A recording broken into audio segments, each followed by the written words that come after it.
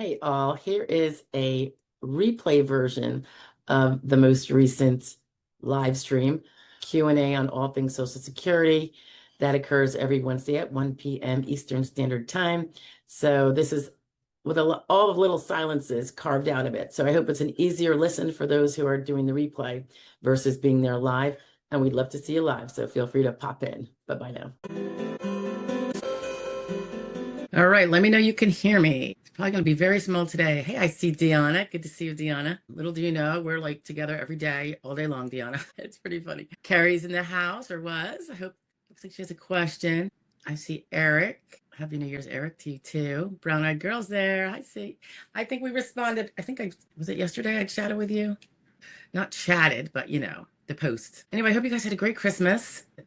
It's the last day of the year. This year went so fast. I can't even believe. Yeah, we're kind of in hearing mode right now. So everything we're doing is like for a slew of upcoming hearings and perfecting briefs and all that kind of business. Some of the stuff that you can't do until the last month or so.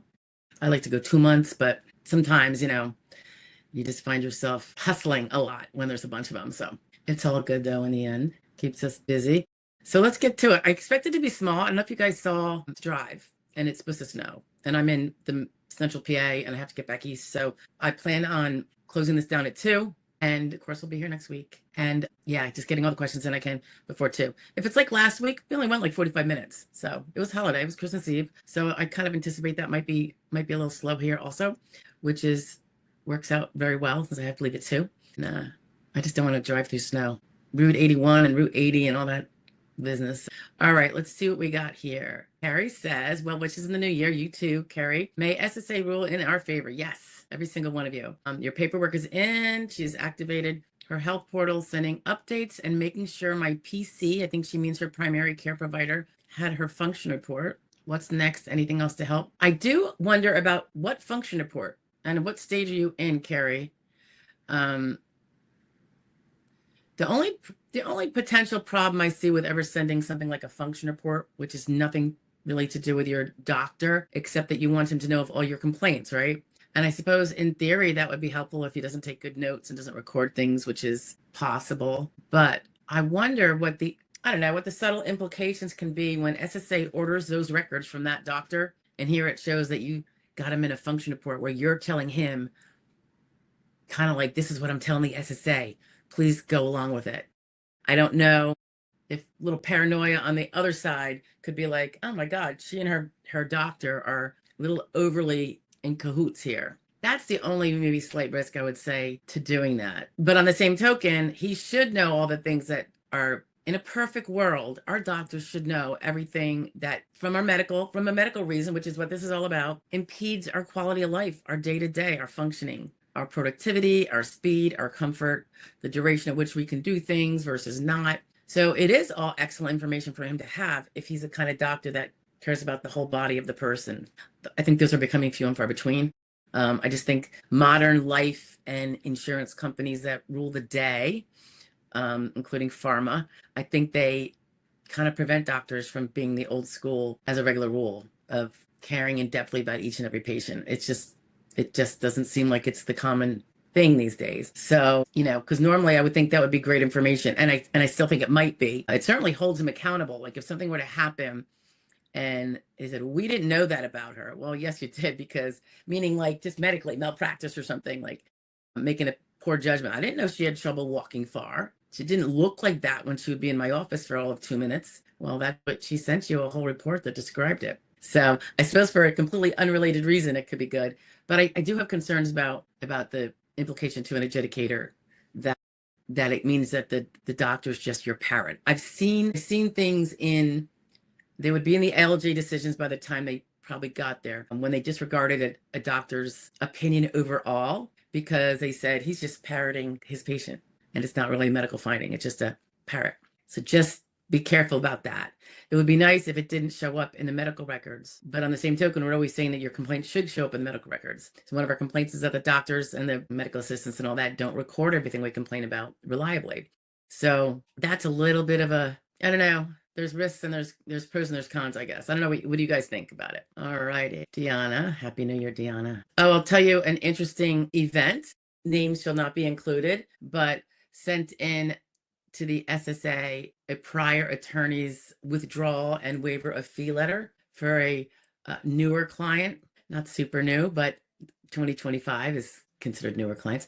And SSA screwed up and disconnected me, sent a letter to the client saying, so we have removed your attorney, Stephanie Joy, as your representative pursuant to the letter saying she was withdrawing. It's like, no, the letter that was sent was, here is the prior attorney's withdrawal, because you don't want more than one on there. And ideally you have a withdrawal with a waiver of fee. We've talked about this in the fee videos. And these bozos obviously aren't reading anything. They just, they mixed up the cover letter from me saying, here's the other attorney's thing with the other attorney's thing that was sent like back in June or something. So we had to resend it to them. What's today? Today's Wednesday. That might have been Monday or Sunday, saying, no, that's not who is to be removed. This is about the other attorney, so that they know, because they don't show you proof that they have received and have removed another attorney and waived the fee and recorded the fee waiver. It's just one of those things that did not give us access to. And it's BS. They should. And we're working on that. We have more access to things now than we did.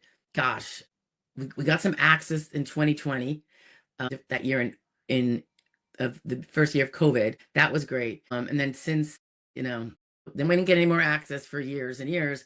And then this year we've gotten more access, but not that.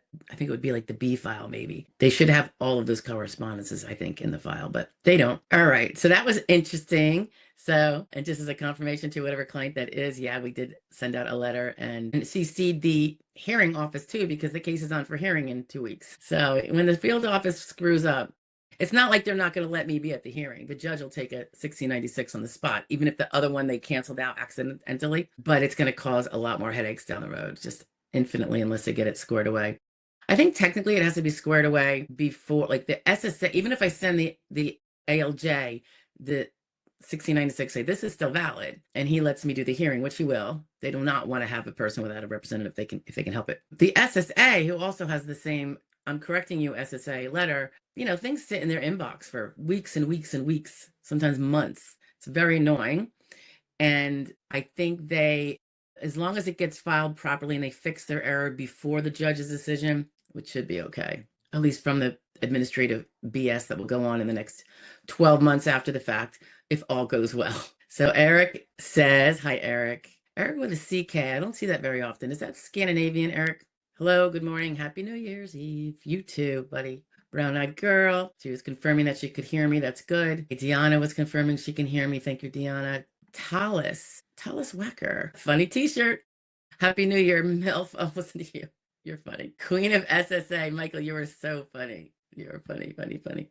Brown-eyed girl says, it's taking forever on my claim right now in reconsideration. Yeah, I have a guy that's been on reconsideration for over a year. It's completely a travesty.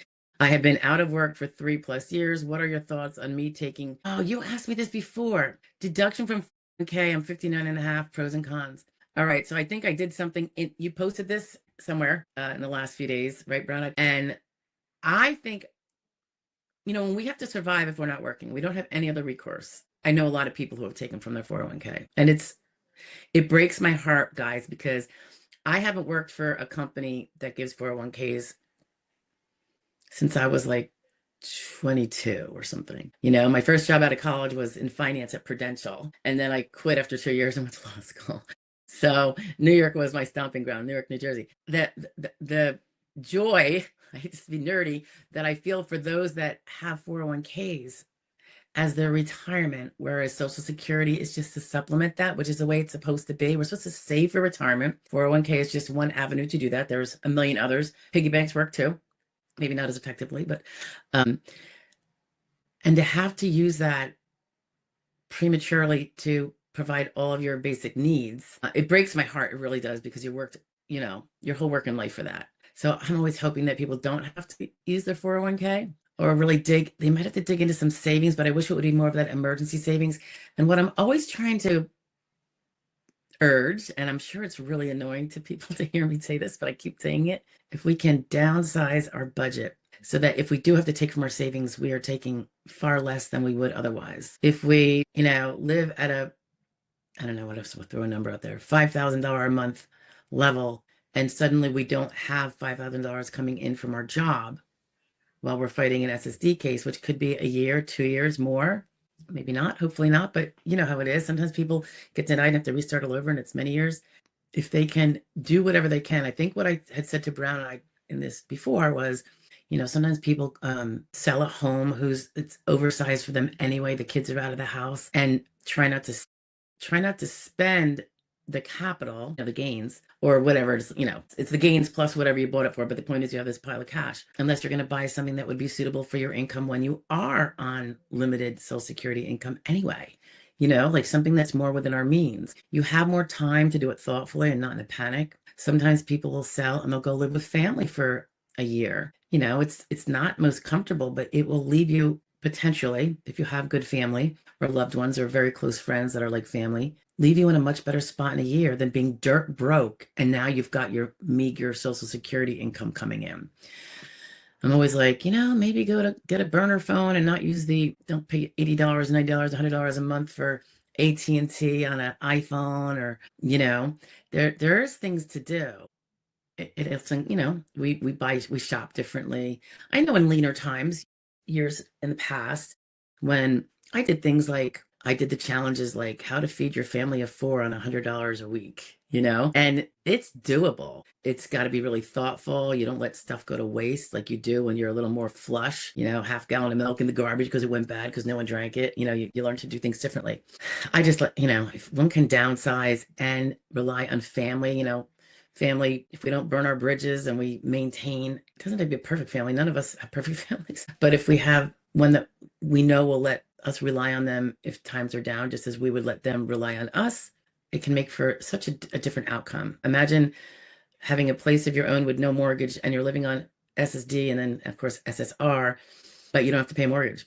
You picked a place with a low property tax rate, and it'll make life for the rest of your life much more easy than continuing to live as most of us do while we're working a little higher on the hog than perhaps we should be. So anyway, that's all I'm going to say about that. I know I preach, but I've made all the mistakes and I wasn't disabled. I made them anyway.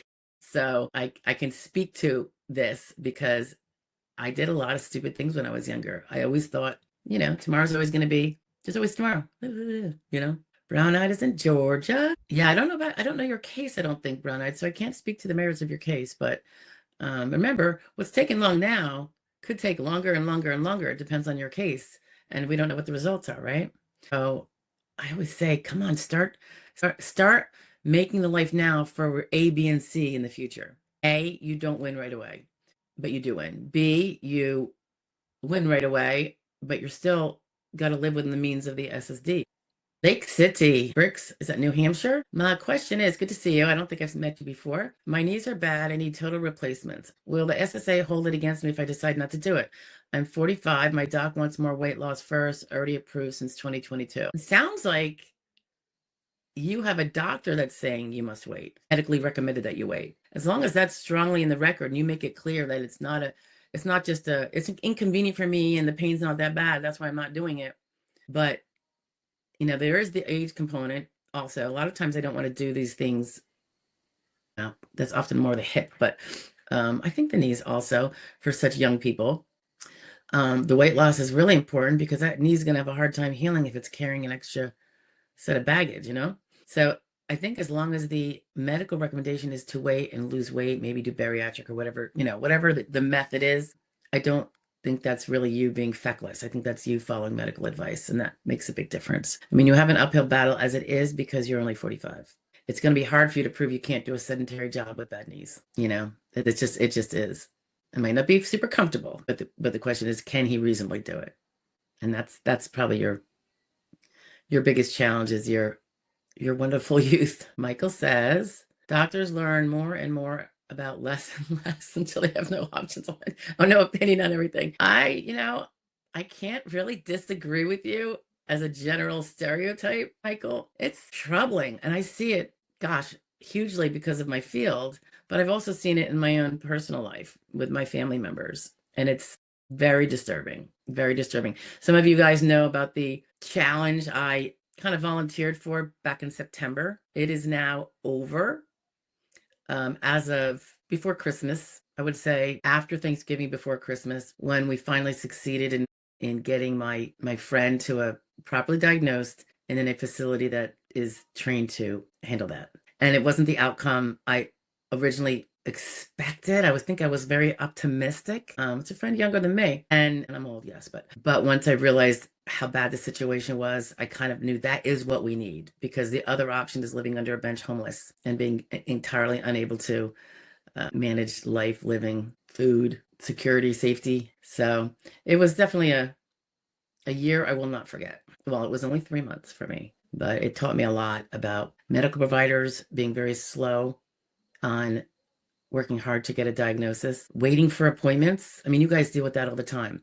Waiting for appointments. You need a specialist for, nerve condition that's getting worse. And they're like, oh, the next neurology appointment is in June. And by the way, I will drill this home, guys. Take the future appointment while you work for an earlier one. But don't lie. I can't tell you how many times I hear people say, I didn't make the appointment because it was 6 months away. I'm like, okay, and 6 months is going to be here in my world like this. And now we're at 6 months and you don't have that neurology appointment, which you would have had yesterday. Speaking of that, with this friend, we had for earliest neurology appointment we could get was March. And this was back in like October. Thankfully, with some properly placed eventual ER visit, I will say I also said to the ER people, I'm not taking her home. So if you plan on discharging her, I suggest you drive her home, which is really close to the hospital. And I suggest you call the police and tell them that she's going to need a welfare check twice a day. I go, I'm not taking her home. I go, I will not live with that.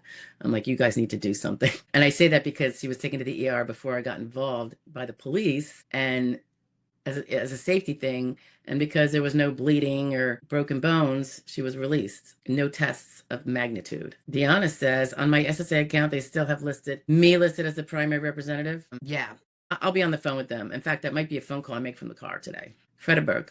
Hi, Miss Joy. Hi, Fredeberg. Fredeberg says, could you give me some advice and reassurance for my hearing? My main issue is major depression with 2 hospitalizations and tons of treatment. I'm 54 and had light to medium work history. All right, well, it's very hard when if it was just the depression, 2 hospitalizations, were they this year or were they in the distant past? Distant past, when you've then recovered and gone back to work, holds very little weight. It's more historical. Right? If you had another one, it might be like, yeah, this is like her third. She had a bunch of bouts then. Then she was out for the count for 2.5 years with these hospitalizations. Then she went for 5 without hospitalizations. Now she's back in again and not doing so well, blah, blah, blah. It's really hard if it's only mental health, because of the argument that even the depressed, if they're not in need of hospitalization, then that means that they're able to live at home and negotiate arguably their community and their basic needs. So therefore, why can't they do a basic, simple 3rd grade job? Freda have physical impairments. And I mean, you could be Wonder Man or Wonder Woman, Superman, Wonder Woman. Freda, would that be a girl? Or is that a boy? Is it Fred or Frida? And I'm sorry, I don't remember. I know we talked about this before, I think. That was a long time ago. At 54, if you have physical impairments that absolutely prevent light work, and you could only do sit-down work because of back, knees, hips, something like that, or lifting is limited to under 10 pounds, then you could. But you have to get those grids. Remember, you have to have physical impairments. It does not work for mental only. So that's why I always say, even if you know that depression is so pervasive and debilitating, it keeps you out, the records never quite reflect it that way. If they just don't, you won't be able to use the grids because as you don't have the physical, you have to hit that criteria of something being physical, because you have to prove that your exertional is down to sedentary. That's physical. So try to, I assume you've already done this, that you've worked on the physical, you're getting physical, robust treatment, because when people can't do light work, it's pretty significant limitations. It's a big change in life when you have to do everything sedentary. So one would expect that one would be pursuing medical solutions, remedies. It could be palliative or it could be curative, even if temporary, like injections every 3 months, and then they wear out and then you do them again. But something continuous like that, I think. Right, it says I have some minor, moderate physical issues as well. Those are the ones that you should have been jumping on heavily, because it's going to be very difficult to win on the minor. You may have already, and they might already show that you're limited to sedentary. What that tells me is if your work was light and moderate before in the 5-year window, you will win that prong of the grid that you can't do prior work. And then you just have to prove that you cannot transfer the skills, if any existed in that prior work, transferable skills. You yourself could not transfer them. And that's where the mental health can come in for that prong. So it's not that the mental health isn't important. It's just it won't win the day by itself. It's just one of the many things we have to add in. Tiger bites in the house. I have SSDI claim pending during this time. I was approved for early retirement.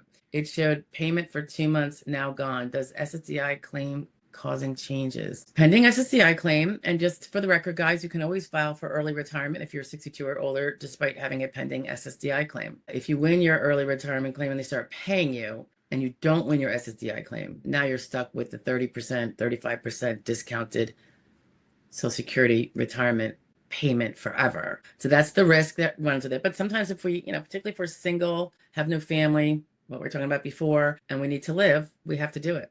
And we have to suffer living with a lower income forever so that we can take it early. I'm not really sure what you're saying. I think you're saying it, meaning your online account, showed that you'd been paid early retirement for 2 months, and now it is gone. Does my SSDI? Did you have the SSDI claim before you filed for early retirement? Well, I don't know what would be the implication there, but I'm just curious. It really should not have any implication at all. So I think it's just their messaging on the online account continues to be crappy, and I'm glad you guys have it because it does show some things more reliably, at least if there's action. They know you're a breathing body out there, but so much of the details are inaccurate. Lake City Bricks, New Hampshire says, I'm in New Hampshire, and yes, my doc wants more weight loss, said age does not matter. That's pretty cool. Are you familiar? Is it just hips where the age matters? I think it's knees too, but maybe not to the same extent. Have you read up on that, Lake? I'm just thinking off the cuff here. I'm not a medical expert. I always thought it was interesting when they would say, the person's too young for whether it was knee or hip replacement because they were like 50.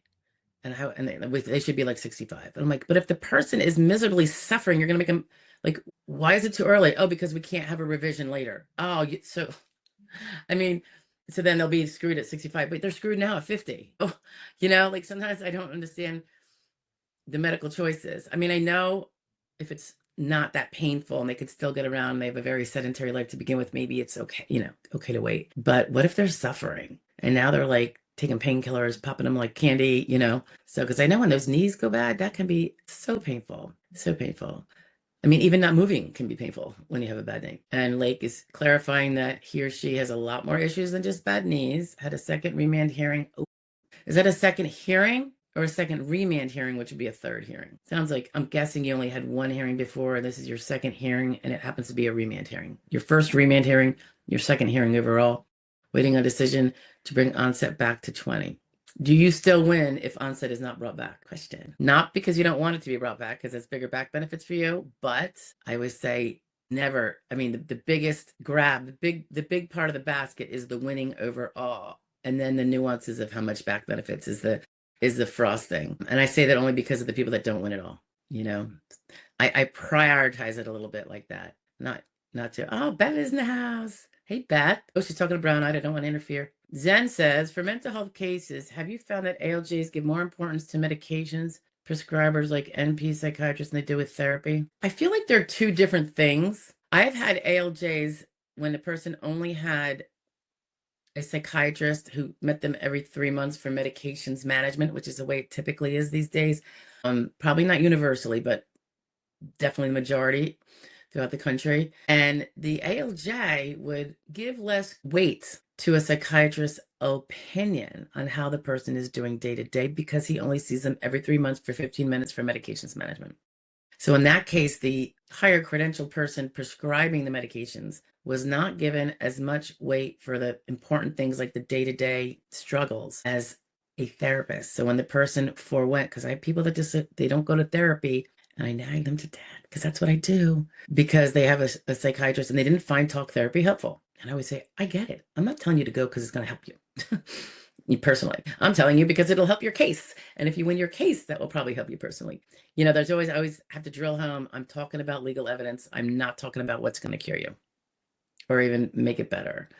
And then it's ultimately up to them. Now, there's different theories. Like some people say sometimes it's better not to dredge up old, bad, horrible things if the person is kind of getting by okay without it, some more mild struggles, than to open up the can of worms and have them dig through it. And, I think that's mental health theories out there, like better to drag it out because it's stuck in there. I don't know the answer to that. So I have seen where someone who was getting by okay, this would be a veteran, and got along for years okay, self-medicating in ways that are now legal but did not used to be, if you get my drift, at the behest of a friend, filed for disability, VA disability. They put him on all sorts of medications he wasn't used to and kind of turned him into a bit of a sleepyhead and a very different, it just seemed like the quality of life went down. So I can't speak, that's just one example. And I don't know if it happens a lot, but the self-medication seemed to do much better than the synthetic pharmaceutical heavy load. I will say it was a Vietnam veteran, by the way. And so I don't know. I think, well, the medications were an issue, but also, I know it wasn't a client, and also the therapy and being kind of forced to talk about things. And I expect that he did talk about them when it was really, maybe pushed on him. That maybe didn't make him feel so good either. I'm not, so what is the answer? I don't know. Is it better to talk about things that were the most horrible things ever? Or does the mind know how to compartmentalize, and that's why the mind is designed to do that? Is that why Mother Nature or God gave us a mind that could do that? I know some mental health theories, I guess, are that no, you should never keep it compartmentalized. You should never, so who's be out there? I don't know. Anybody? Should ask the people that have gone through it, I suppose. I just don't dig like that. But in general, Zen, I would say if it needs medication, it's probably worse than the condition that's more mild and doesn't.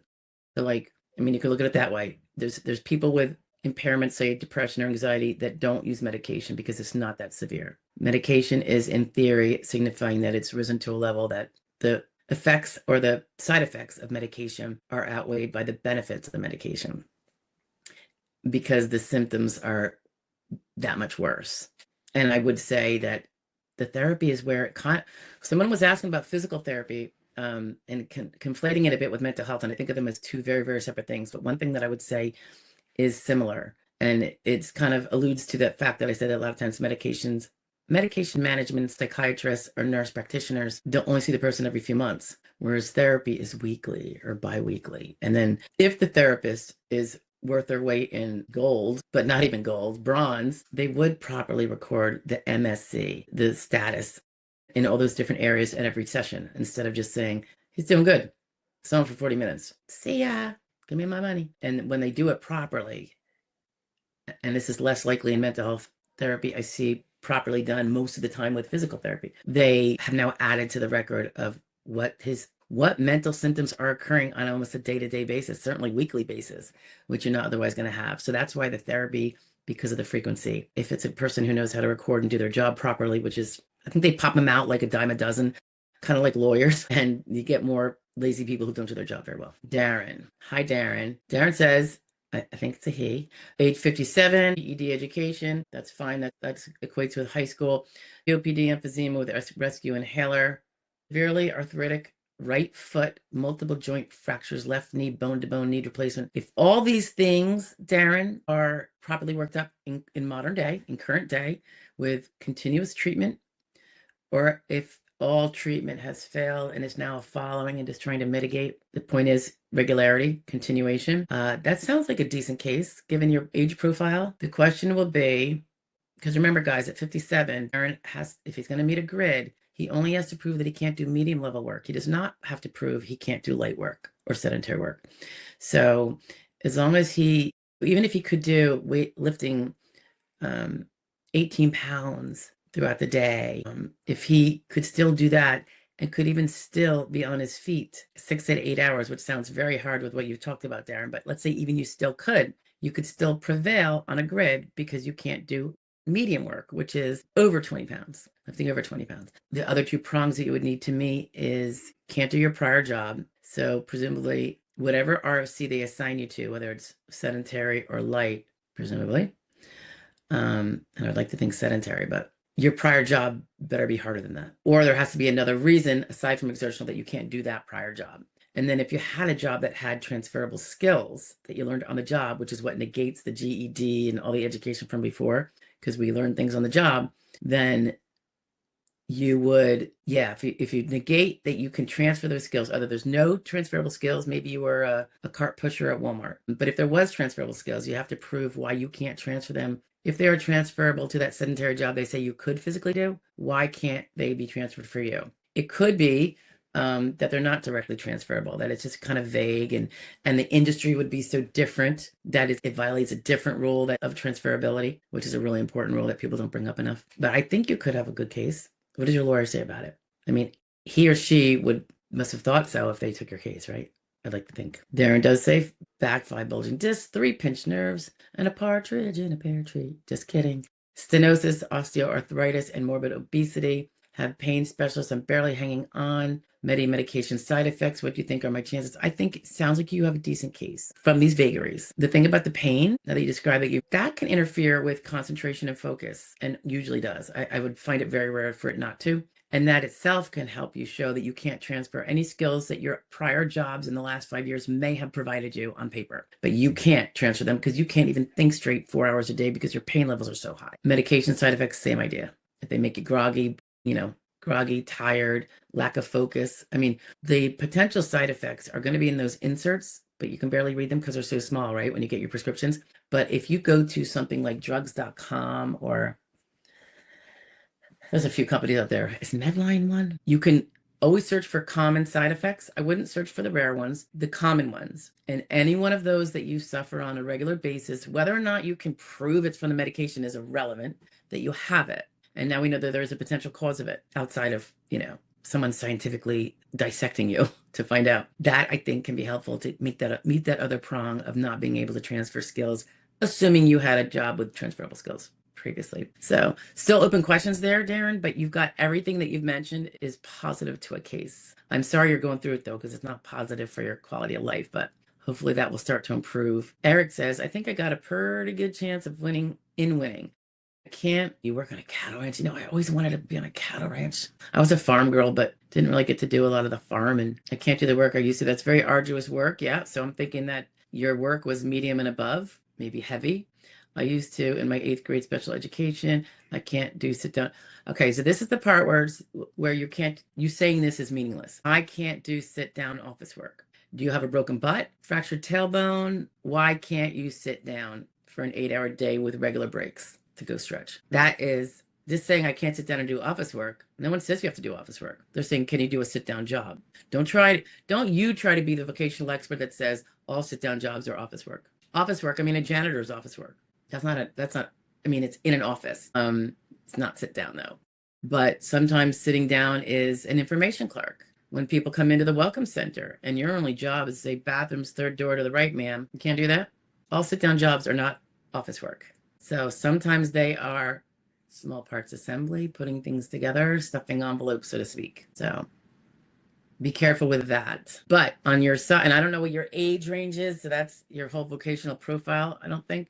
Your work was obviously, if it was in the last 5 years, it was very arduous and heavy. So that's always in your favor, particularly if you're over 50 and wanting to meet a grid. If you're under 50, not being able to do your prior job is only part of the burden. You have to prove all those other jobs too, including that sit-down information clerk one I was just telling you about, where you can get up when you want and stretch and whatever. It's very warm in here, guys, so if I'm looking a little rosy, that's why. I had a jacket on before. Virginia Gomez. Hi, Virginia. Good to see you. She says, good morning, Chica. 52 from California. Letter said, we have processed 3 of 3 steps of your application. We made a decision to deny on December 30th. We conducted a non-medical. Why did they do the non-medical again? If they denied you on medical, there should be no reason for the non-medical. I just wish they make me want to bang my head into the wall. I'm really sorry, Virginia, that you got denied. What does your lawyer say about it? Was it an initial? And it's just kind of to be expected. 50 to 54, they're very tough. It seems like very high. It's been going on for 3 or 4 years, I'd say, when I started seeing it, that they really made it really hard for under 54 to prove that they can't do light work, because that's what you have to prove, that you can't even do light work. And that's where to me, the energies of building the legal evidence, which is the foundation of that is from the treatment you choose, should be geared towards that. Oh my goodness, it's like 95 degrees in here. Oh my gosh, I'm gonna have to open that door. Lake City. Well, you're gonna appeal, right, Virginia?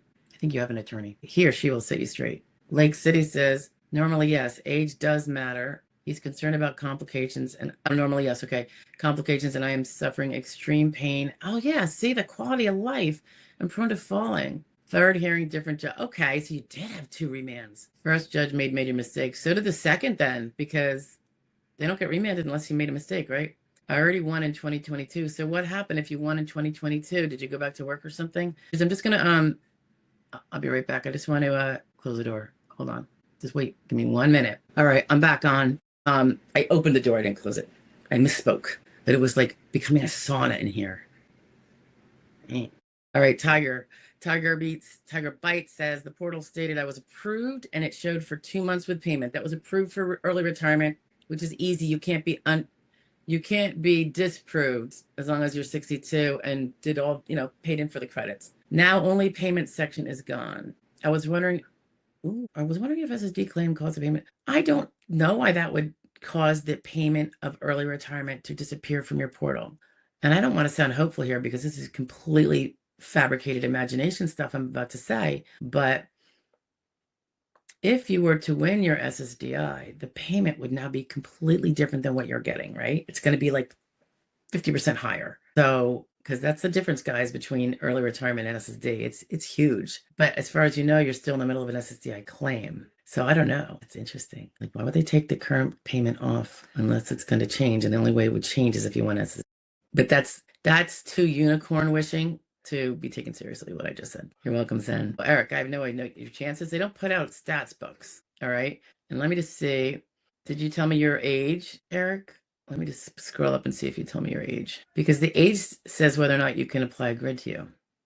No, you did not tell me your age. So unfortunately, I can't even say which things are going to be powerful. And can't really predict winning. Sometimes I can be like, I think you sound like a good case. Like it's the kind of case I would take, but I can't necessarily do that. All right. So we got some mental health problems. That's probably not going to, if you've been able to work since you had those problems, they probably will not suffice to say, now you can't unless something drastically different is showing up in the medical records, mental health records. But the physical problems, and you did say those, right? No, you didn't talk about any physical problems. You just said you used to have a physical job. Carrie says, trying to get different crumbs for likely consideration. Should I work up late effects from radiation? Do you mean latent effects? Wondering about, or do you mean ongoing effects? Every limitation you have. Every, guys. You know me, I'm all about not just the big stuff. You got to go after all those little things that interfere with any of those tasks on number 20 on the function report. Look at that list and think long and hard. Can you do those like a rocket scientist? And if you can't, then you start addressing why something is less than Supermanish there. That's what I do. That's how we get it done. Wondering about composite jobs, quick and dirty on composite jobs. Carrie, you must have seen that video came out, right? Yeah. Are you a member? Video series is coming out, guys. It's 3 videos. I don't think it's started yet. It might start this week. Composite jobs is very ignored. I think so many jobs are composite jobs. And when it comes down to step 4, can you do your prior job? They can't use a DOT description as covering your composite job because a composite job has no DOT listing. Because a composite job is like, yeah, I'm a retail manager in a retail store. And manager, the idea is works with people, supervises them, keeps a schedule, sends in reports. Sounds very desk jobby. But we all know that managers in establishments like that, food, retail, clothing, grocery, do a lot of physical stuff, including filling in whenever someone calls out sick on their slot. Oh, you got to work in the deli and start butchering meat? Oh, yeah. So that manager job is really more like a composite job. And it definitely helps with step 4, which means it's very, very important for those over 50. Can definitely help those under 50 as well, although you have that still much higher burden to begin with, but at least it can help you on step 4. Then you still have to disprove step 5. But there will be a 3-parter, and I think I put it out for members in full instead of breaking it up into the shorter segments that I prefer to do so that no one has to listen for half hour, an hour. Eventually I'll get the long one up there too, but I wanted to break it out for everybody else, in time, starting right away, and then the members can just see the whole thing. You're welcome, Eric. George is in the house. Hey, George. Happy New Year to all, he says. That's awesome. What do we have then? Brown-Eyed Girl says, it's really crazy that we came to you because we can't even get a return call from our attorney. I will be reviewing your video on that subject. Thank you. You're the best. Oh, that's really sweet. I will say they are busy. I carve out the time because that's what I designed it to do. But I also use the portal. And I can't tell you, I don't understand why other attorneys don't love it as much as I do. Every question gets answered, although I think I'm a little slow this week. Guys, I'm sorry. There might be some that are a few days old, but the holidays have been a little interruptive. We had some company. My father-in-law came. Yeah, left on Sunday. And he left right at the same time we were leaving to come to Central PA. But they'll all get done for sure. And probably by this weekend. But normally within like 1 to 2 days, messages a question. They're not going to get phone calls from me because obviously then I wouldn't be able to do any of my work, but they will get a text. I could be texting someone a response while I'm in some other more boring mandatory meeting where I'm just kind of like not really the main dude in the meeting. That's how I get a lot of stuff done. Multitasking, but also just in the evenings and then, team members can really jump in there for the simple stuff. It's really kind of great. I don't know why they don't use it. Lake City says, applied in 20, got denied. Applied in 2020, got denied, went through the whole process at AC, then reapplied in 1. First law firm, ADA, whatever that means, doesn't do appellate work, withdrew after losing. Hard local attorney, we won, she doesn't do appellate. If by appellate, are they not doing appeals council appeals, or are they not taking it to federal court? It is 2 different animals embedded in the administrative law of the Social Security Agency, the administrative law. And the other one is going right to federal district court under regular court. So we don't do that either, but we just refer out. And there's, the really good FTC attorneys are very picky. They're not taking a case just because you lost. They are only taking it if they see a definitive appealable issue. Has nothing to do with whether you are disabled. They don't even have to make the judgment call of whether you're disabled. That's not their job, is to find out if the judge did something that can get you a remand so you have bite 2 of the apple for another hearing, which, by the way, most importantly means you've got more time to get more evidence unless your date last insured is in the past, in which case you're kind of stuck with what you had. But if not, and sometimes people can work part-time and get those credits and get their deal upped again before the next hearing.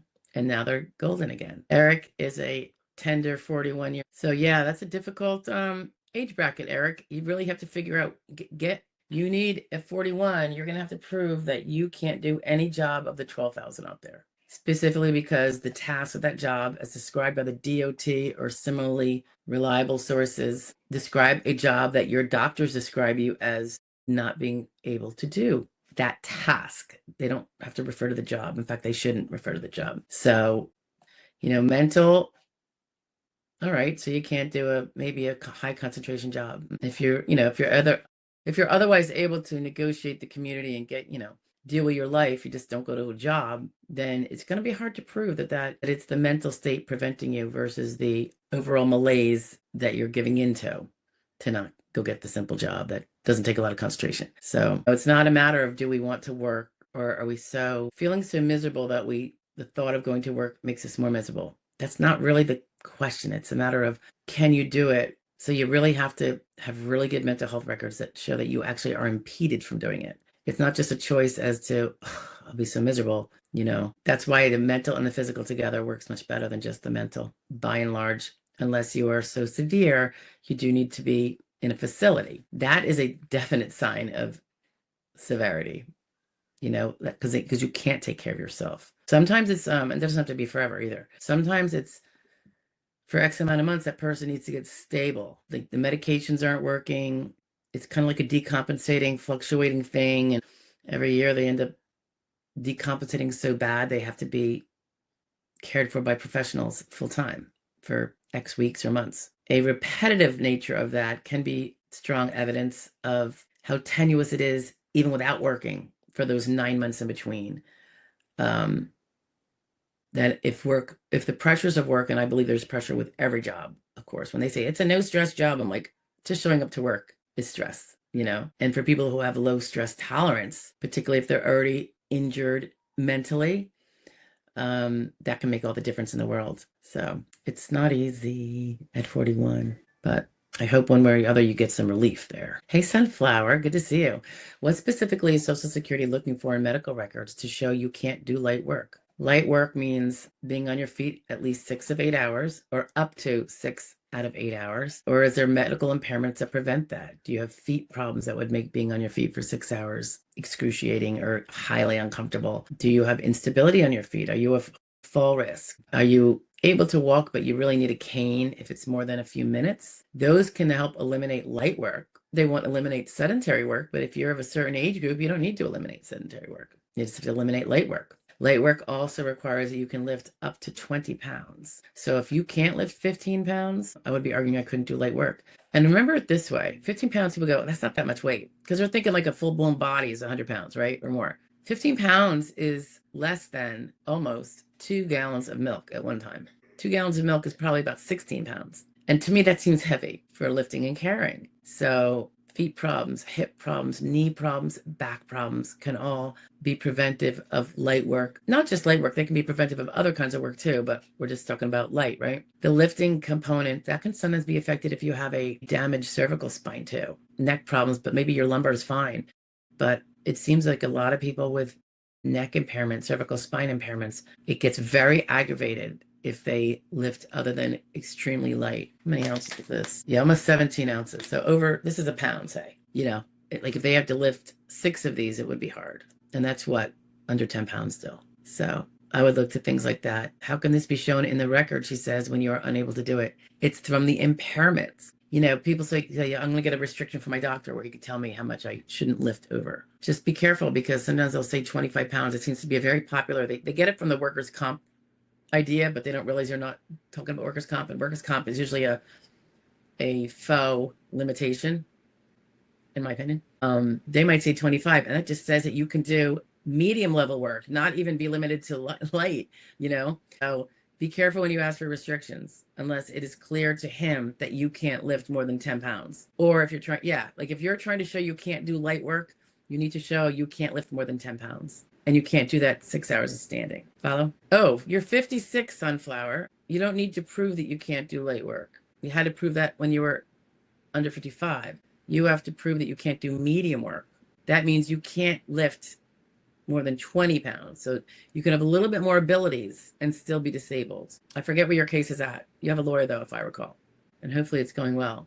Tiger Bite says, I'm wishing upon a unicorn. Yeah, I was wondering why only the payment status was missing. All verbiage stayed the same. I don't know, because you say you're still in your SSDI claim is still pending. When you look on there, does it say, and you guys can all look at yours, when you're in the middle, doesn't it say like you're at stage 3 or something like that? And I know sometimes they mean at the field office and sometimes they mean at the sequential evaluation process, or we're not sure.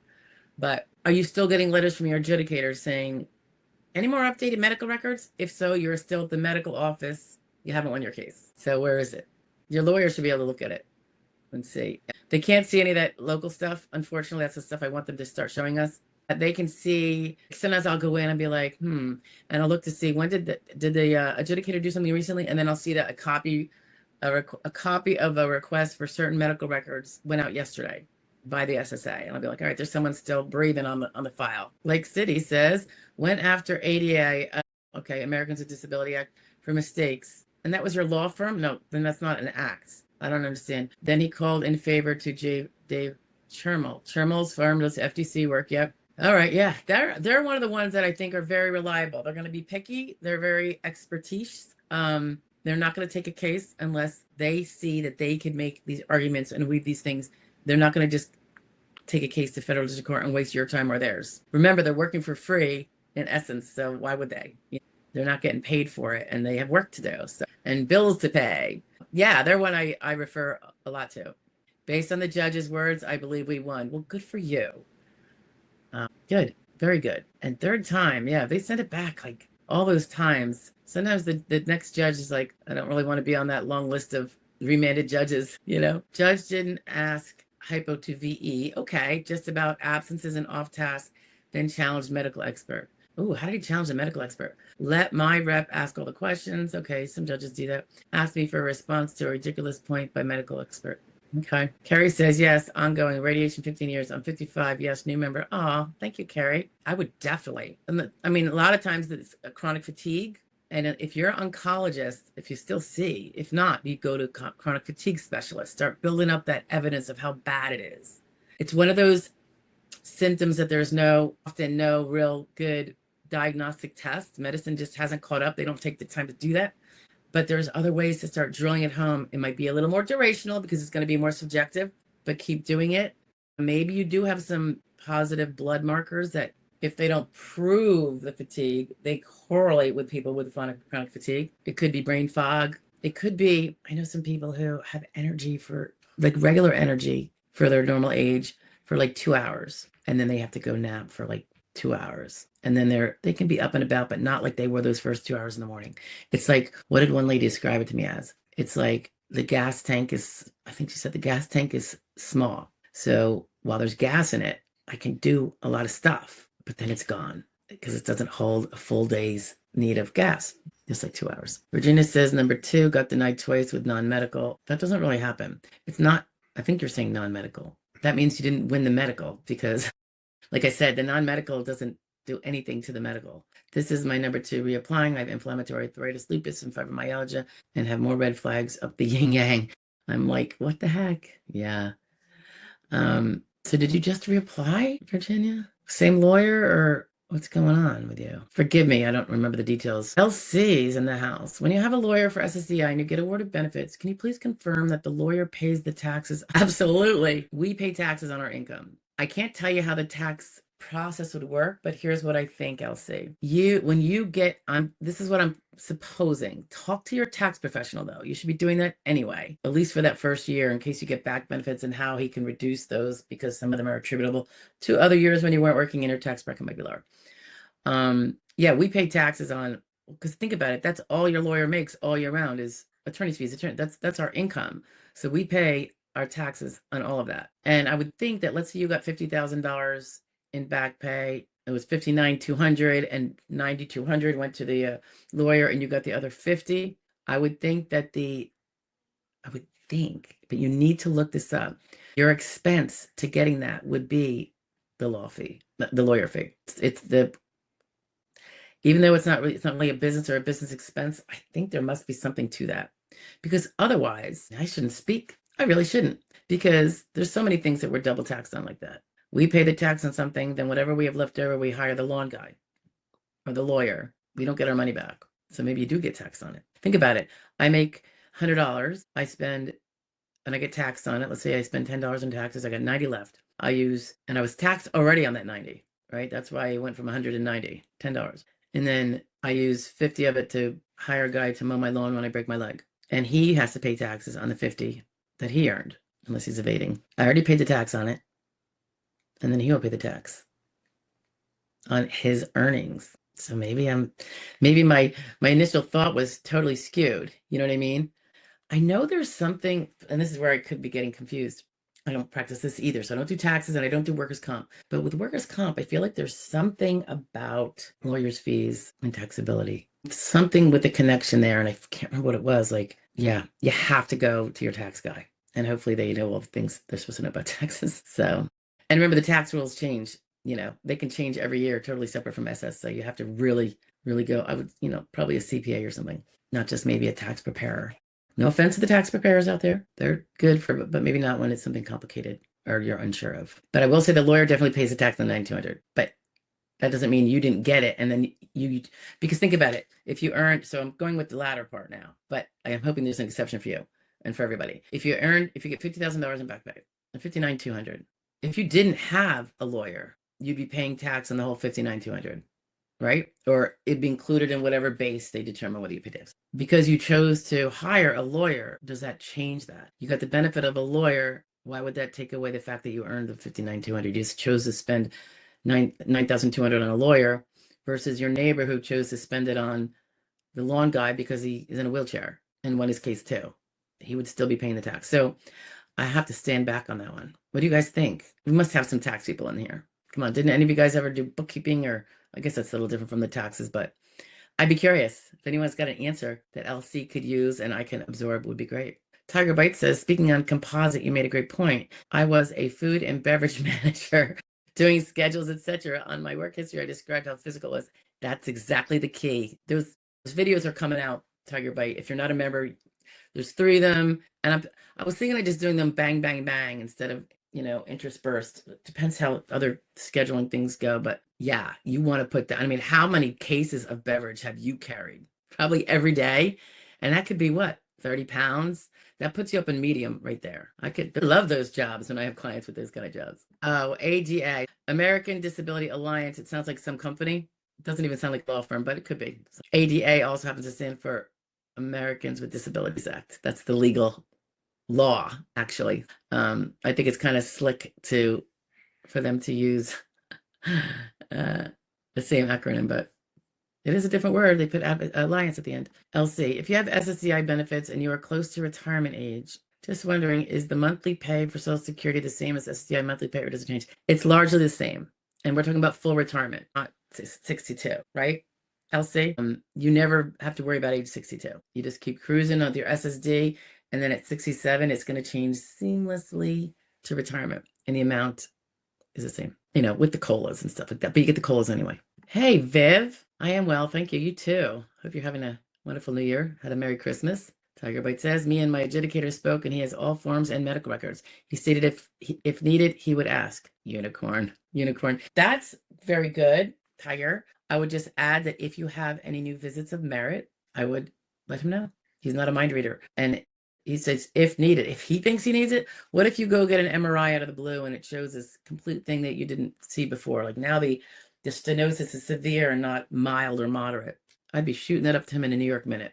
I wouldn't just tell him about it. I would get it to him because it definitely changes the condition, makes it worse. So yes, you don't have to keep calling him every day for no reason, but if you have something that's changed, I would get it up to him. Scott Lewis is in the house. Hey, Scott. You know I'm a Lewis by marriage? Yep.